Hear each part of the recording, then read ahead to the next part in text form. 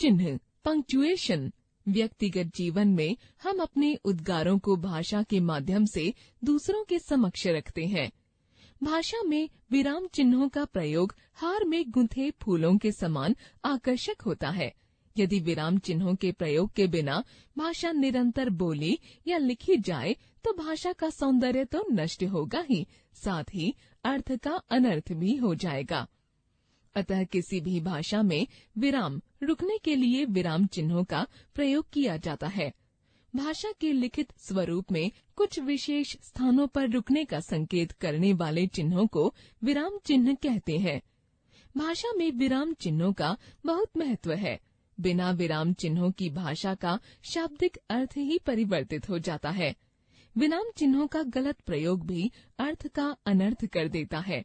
जैसे छोड़ो मत पकड़ो, छोड़ दो मत पकड़ो, छोड़ो मत पकड़ो, छोड़ो मत पकड़ लो।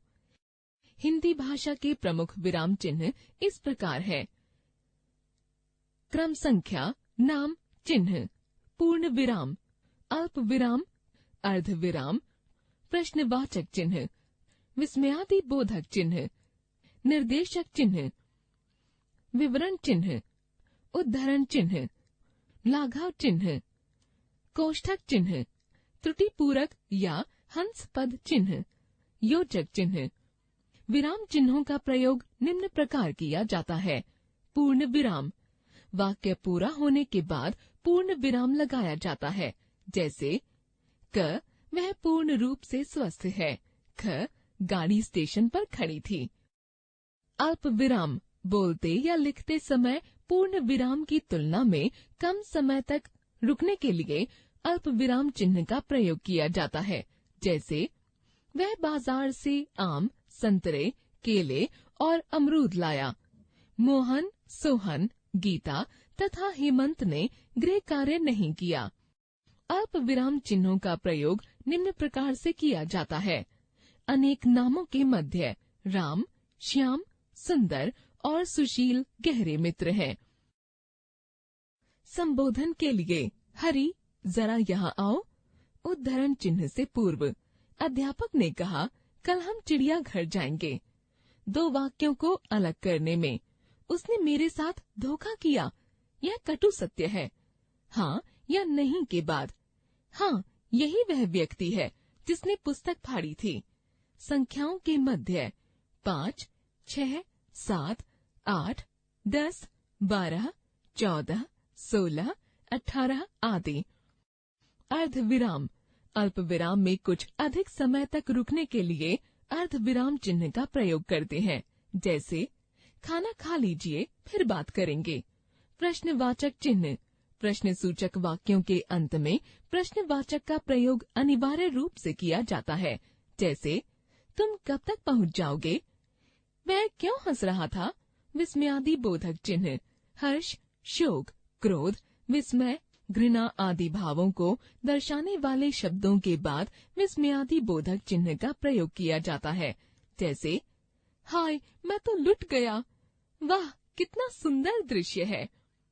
निर्देशक चिन्ह, कोई निर्देश अथवा सूचना देने के लिए निर्देशक चिन्ह का प्रयोग किया जाता है।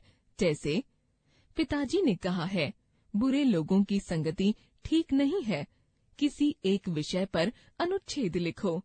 हमारे राष्ट्रीय प्रतीक अथवा पुस्तकालय।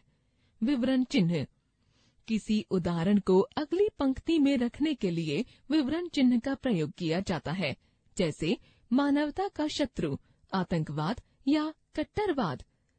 साहित्य, समाज का दर्पण। उद्धरण चिन्ह, किसी व्यक्ति के कथन को यथावत लिखने के लिए उद्धरण चिन्ह का प्रयोग किया जाता है।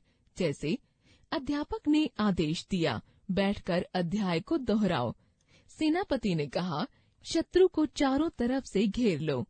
कथन के अतिरिक्त विशिष्ट व्यक्तियों, पदों या ग्रंथों की विशिष्टता प्रदर्शित करने के लिए भी उद्धरण चिन्ह का प्रयोग किया जाता है। जैसे रामचरितमानस महान काव्य है, मनुष्य सृष्टि की अनुपम रचना है। लाघव चिन्ह, किसी शब्द को संक्षिप्त रूप में लिखने के लिए उस शब्द के प्रथम वर्ण के बाद शून्य का चिन्ह लगा दिया जाता है। यह चिन्ह लाघव चिन्ह कहलाता है, जैसे डॉक्टर, डॉ, पंडित, पन, इंजीनियर, इन। इसी प्रकार BA, BCom, MA, PhD आदि उपाधियों को भी संक्षिप्त रूप में लिखा जाता है। कोष्ठक चिन्ह किसी शब्द के अन्य अर्थ को दर्शाने या पटकथा में संवाद बोलने से पूर्व कलाकार की भाव भंगिमा को बताने के लिए कोष्ठक चिन्ह का प्रयोग करते हैं, जैसे शकुंतला लजाते हुए, नाथ आप मुझे भूल तो नहीं जाएंगे। दुष्यंत हंसते हुए, भूलने के लिए विवाह थोड़े ही किया है। लंकापति रावण बहुत अभिमानी था। इसके अतिरिक्त यह संख्या दर्शाने के लिए भी प्रयुक्त होता है, जैसे प्रश्न संख्या 1, 2, क, ख आदि। गणित विषय का अध्ययन कोष्ठक चिन्हों के प्रयोग के बिना अधूरा है। त्रुटिपूरक या हंस पद चिन्ह, इस चिन्ह का प्रयोग लिखते समय भूलवत छूट गए शब्द या शब्दांश को दर्शाने के लिए किया जाता है, जैसे कल हम दिल्ली जाएंगे, सुबह होने से पूर्व हमें वहां पहुंचना है। योजक चिन्ह, योजक चिन्ह का प्रयोग सामासिक पदों के मध्य किया जाता है, जैसे माता पिता, सुख दुख, दिन रात, हंसते हंसते, दाना पानी आदि। हमने सीखा विराम चिन्हों का प्रयोग मौखिक या लिखित भाषा में अल्प विश्राम के लिए किया जाता है। विराम चिन्हों से भाषा का सौंदर्य बढ़ जाता है। विराम चिन्हों का प्रयोग सदैव वाक्य के मध्य अथवा अंत में किया जाता है। बातों बातों में हमने सीखा कि किसी शब्द को संक्षिप्त रूप में लिखने के लिए उस शब्द के प्रथम वर्ण के बाद शून्य लगाया जाता है। इस चिन्ह को लाघव चिन्ह कहते हैं। शिक्षण संकेत, शिक्षक छात्रों को एक पद्यांश दें जिसमें किसी भी विराम चिन्ह का प्रयोग न किया गया हो। फिर उस पद्यांश में छात्रों से विराम चिन्ह लगवाकर उनके कार्य को जांचें।